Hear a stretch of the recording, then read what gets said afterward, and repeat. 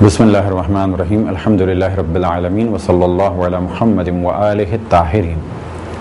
موضوع گفتگو احکام تجارت۔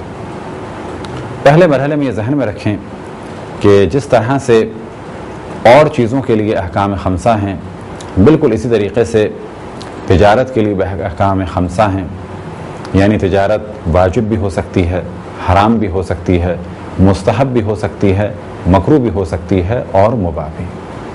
ایک مسلمان کے لیے لازم ہے کہ وہ یہ جانتا ہو کہ وہ کس طریقے سے پیسے کما رہا ہے۔ پریکٹیکل لائف میں بہت زیادہ اہمیت ہے اس کام کی کہ جس کے ذریعے سے پیسے کمائے جا رہے ہیں۔ البتہ ہر مسلمان پر واجب ہے کہ واجبات پر عمل کرے، حرام سے بچے۔ اب اس حرام سے آمدنی ہو یا نہ ہو، اس حرام سے بچے۔ لیکن اگر حرام سے آمدنی ہو رہی ہے اور اس حرام کے ذریعے سے وہ اور اس کے گھر والے پرورش پا رہے ہیں تو یہ ایک بہترین چیز ہے، کیونکہ اس حرام کے پیسے کا نتیجہ خود اس شخص میں اور اس کے گھر والوں میں اور آئندہ نسل میں ظاہر ہوگا۔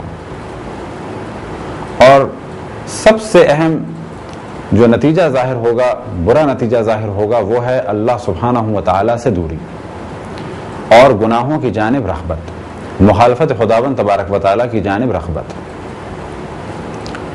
لہذا مذہب اہل بیت علیہم السلام میں بہت زیادہ تاکید ہے کہ جو بھی انسان کاروبار کرے اس کے بارے میں جانتا ہو کہ یہ کاروبار کس نوعیت کا ہے اور اسلام میں اس کے لیے کیا حکم ہے۔ اب اس جانب توجہ رہے کہ کاروبار کی اسلام نے بہت زیادہ تاکید کی ہے، یعنی اگر سوال کیا جائے کہ اسلام کاروبار کو پسند کرتا ہے تجارت کو یا نوکری کو، تو جواب ملے گا کہ اسلام کاروبار کو پسند کرتا ہے۔ روایتوں میں نقل ہوا کہ رزق کے 9 حصے تجارت میں ہیں۔ ایک حصہ جو ہے وہ مختلف کام بیان ہوئے کہ نوکری یا اجرت، تو یہاں پر واضح نتیجہ نکالا جا سکتا ہے کہ رزق کے 9 حصے یعنی 90% فوائد مالی اعتبار سے وہ تجارت میں ہیں، اور دنیا یہ جانتی ہے کہ جو قومیں تجارت میں مصروف رہیں وہ قومیں اقتصادی اعتبار سے بھی مضبوط ہیں، اور جو لوگ تجارت سے دور رہے وہ اقتصادی اعتبار سے پست ہیں۔ اسی طریقے سے جو لوگ تجارت میں رہتے ہیں وہ مینٹلی شارپ بھی ہو جاتے ہیں، بہت زیادہ اونچ نیچ کو اور آنے والے حالات اور واقعات کو بہت ہی آرام سے سمجھ لیتے ہیں۔ لیکن وہ لوگ کہ جو نوکریاں کرتے ہیں اور ایک خاص ماحول میں رہتے ہیں، انہیں کچھ نہیں معلوم کہ دنیا میں کیا ہو رہا ہے، وہ اتنے زیادہ شارپ نہیں ہوتے۔ گو کہ ہماری اصل گفتگو تجارت سے ریلیٹڈ ہے، لیکن پہلے مرحلے میں ہم بیان کریں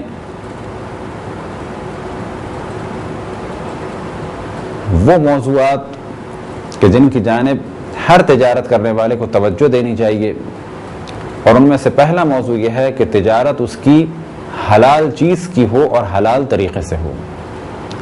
بعض دفعہ چیز حلال ہے لیکن طریقہ اس کا حلال نہیں ہے۔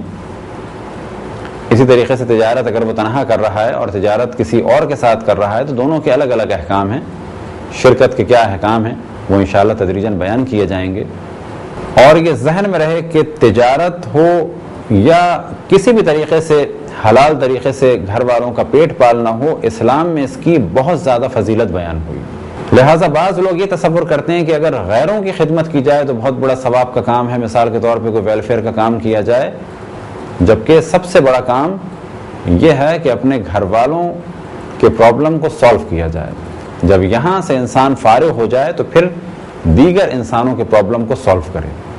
اس نشست میں زیادہ تر جو موضوعات بیان ہوں گے ان میں ہائی لائٹ کیا جائے گا حرام چیزوں کو، اور اس جانب توجہ رہے کہ حرام کام کم ہے اور حرام کام سے بچا جا سکتا ہے۔ لہٰذا بعض دفعہ مثال دیتے ہیں کہ ایک موبائل فون جو مارکیٹ میں آیا تو آپ اگر اندازہ لگانا چاہیں تو شاید اندازہ نہ لگا سکیں کہ کتنی نوکریاں حلال میسر ہوئی ہیں اس موبائل فون کے ذریعے سے۔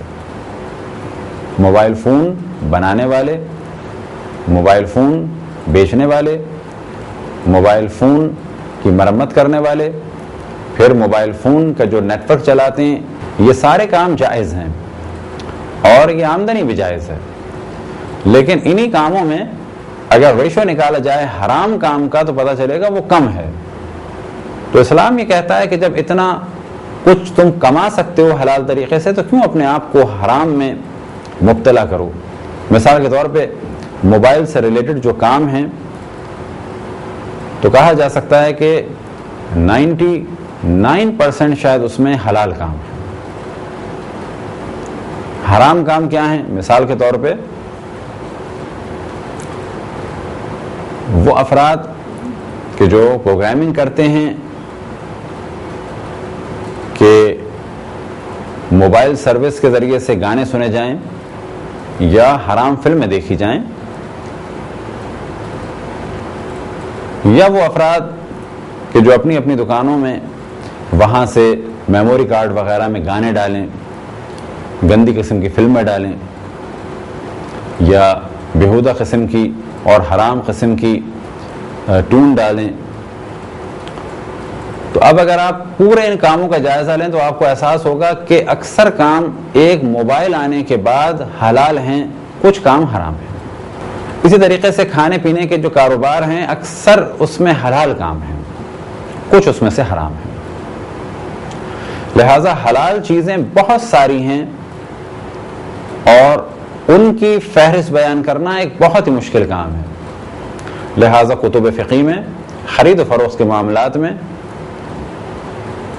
فقط مثالیں دی جاتی ہیں کہ واجب تجارت وہ ہوگی. مثال کے طور پہ اگر کسی کو پانی کی ضرورت ہے اور ہم پانی نہ بیچیں تو وہ مر جائے گا تو کہا جائے گا کہ یہاں پر پانی بیچنا واجب ہے، البتہ اگر وہ خریدنا چاہ رہا ہے. تو بعض جگہ تجارت واجب بھی ہو جاتی ہے. اسی طریقے سے مستحب کام تجارت میں، اسی طریقے سے مکروہ کام تجارت میں. لیکن جو اصل موضوع ہے وہ ہے کہ حرام سے آشنائی ہو تاکہ ایک مسلمان حرام کام میں مبتلا نہ ہو.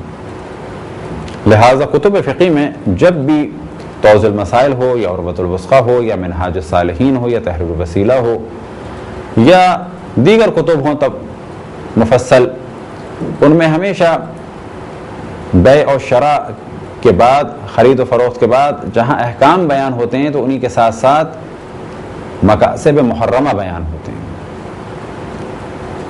مقاصد محرمہ سے مراد وہ کام کہ جن کے ذریعے سے آمدنی حرام ہے. وہ کام کتنے ہیں؟ اگر جرنلی کہا جائے ہر وہ کام کہ جو حرام ہے اس کام کے ذریعے سے جو آمدنی ہو وہ بھی جائز نہیں ہے. عموماً یہ کہا جا سکتا ہے. اب ممکن ہے کہیں پر کوئی استثناء ہو لیکن عموماً یہی کہا جاتا ہے جو کام بنفسہ ہی حرام ہے اس کام کی اجرت اور اس کام کے ذریعے سے درآمد معمولاً حرام ہے. اب اگر حرام کا پتہ چل جائے تو خود بخود حلال کا پتہ چل جائے گا. اب اس جانب بھی ہم توجہ دلائیں کہ جب کہا جائے مکروہ پیشے تو وہاں پر مراد یہ ہے کہ اگر کوئی دوسرا پیشہ آپ حلال اختیار کر سکتے ہیں تو پھر اس کو ترک کریں. لیکن فقر و فاقے سے بہتر ہے مکروہ کام. مثال کے طور پہ ہمارے معاشرے میں بہت ہی واضح طریقے سے کہا جاتا ہے قصابی کا کام مکروہ ہے. تو یہاں پر یہ واضح کر دیں کہ قصابی کے کام سے مراد ہے جانوروں کا ذبح کرنا. یہ کام مکروہ ہے لیکن کبھی کبھی یہ کام واجب بھی ہو جائے گا. کہاں پر واجب ہو جائے گا؟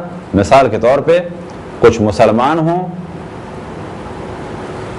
جو جانور ذبح کرنا نہیں جانتے اور ہم میں سے کوئی جانور ذبح کرنا جانتا ہے تو ہم پر لازم ہے کہ ہم جانور کو ذبح کریں کیونکہ ہم جانتے ہیں. اسی طریقے سے مسلمان ممالک میں بالآخر کچھ افراد کو قصابی کا کام کرنا ہوگا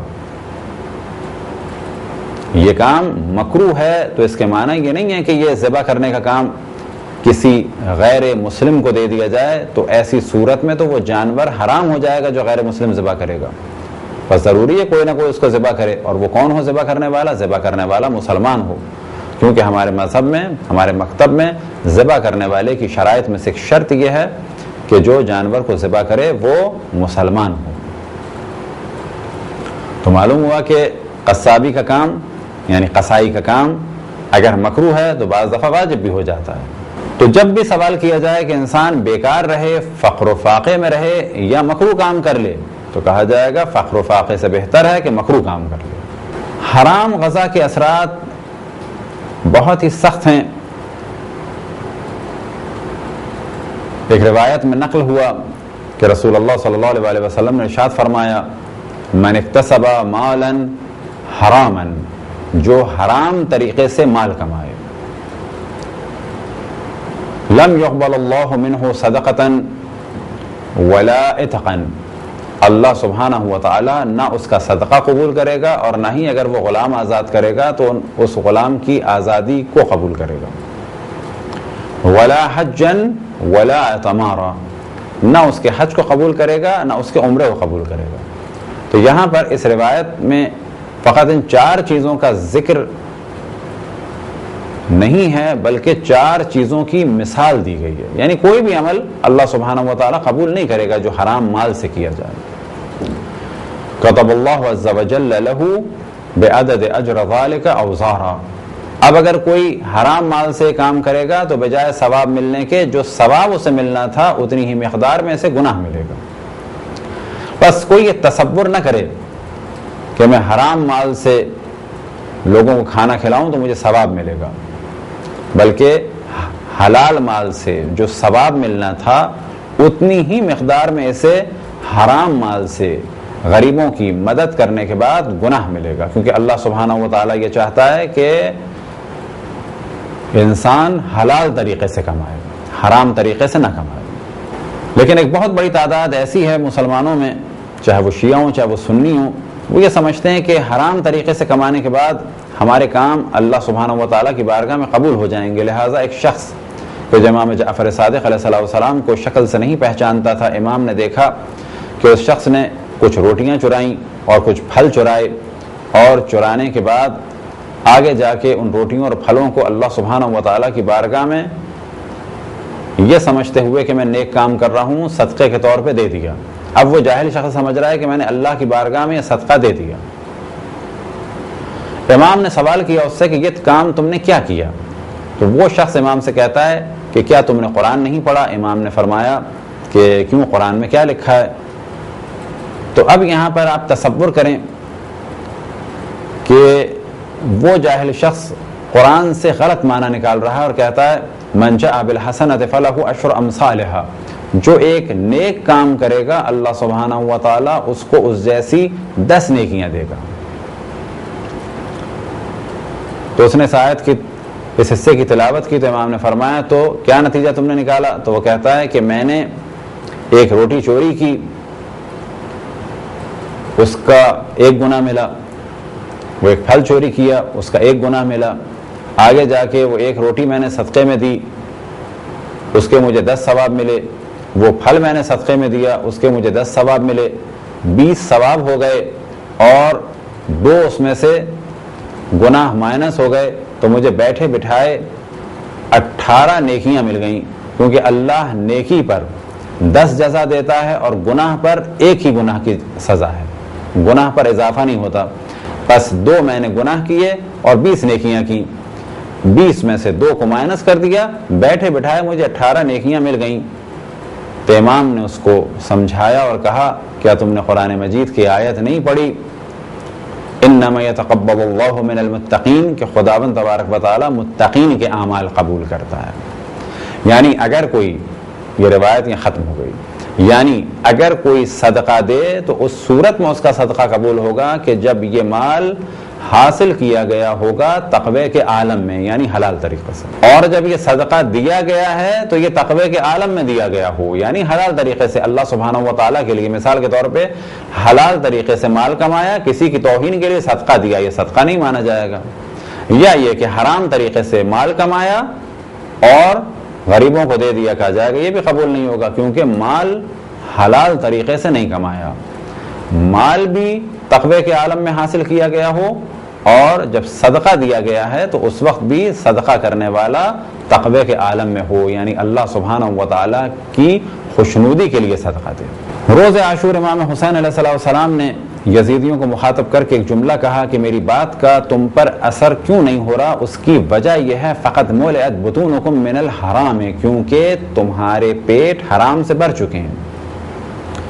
تو یہاں پر توجہ رہے کہ جن کے پیٹ حرام سے بھر چکے ہوتے ہیں وہ اللہ رسول اور ائمہ علیہم السلام کی باتوں کو بڑی جلدی قبول نہیں کرتے، ممکن ہے قبول کر لیں لیکن یہ حرام مال انہیں حق کو قبول کرنے سے روکتا ہے،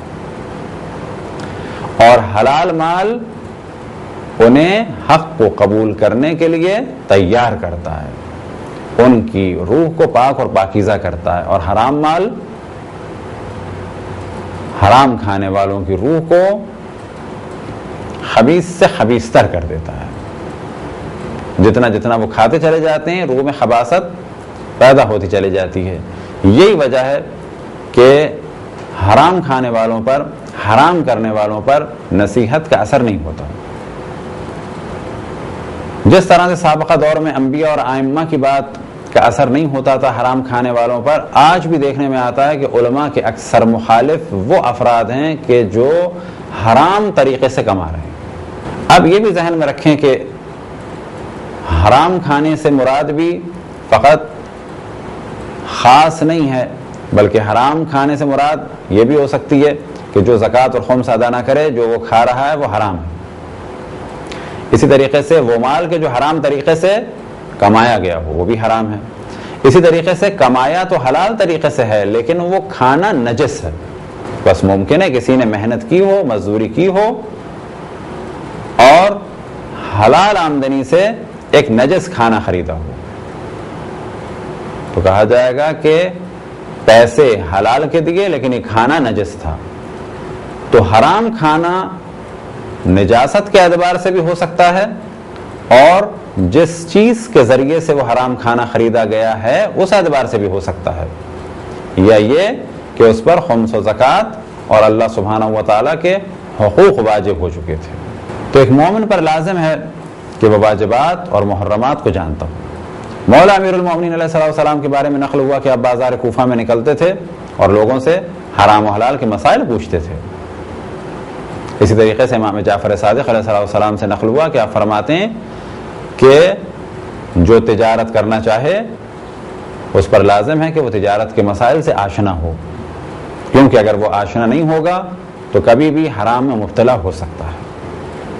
تو یہ تو ایک مختصر سی گفتگو تھی فقط اس بارے میں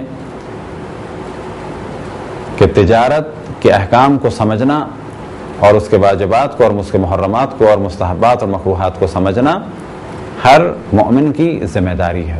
خداوند تبارک و تعالیٰ سے دعا ہے کہ بحق محمد و آل محمد ہمیں اپنے رسول، اپنی حجتوں، خصوصاً امام زمان علیہ السلام کی معرفت اور اطاعت کی توفیق عطا فرمائے۔ وصلی اللہ علی محمد و آلہ الطاہرین۔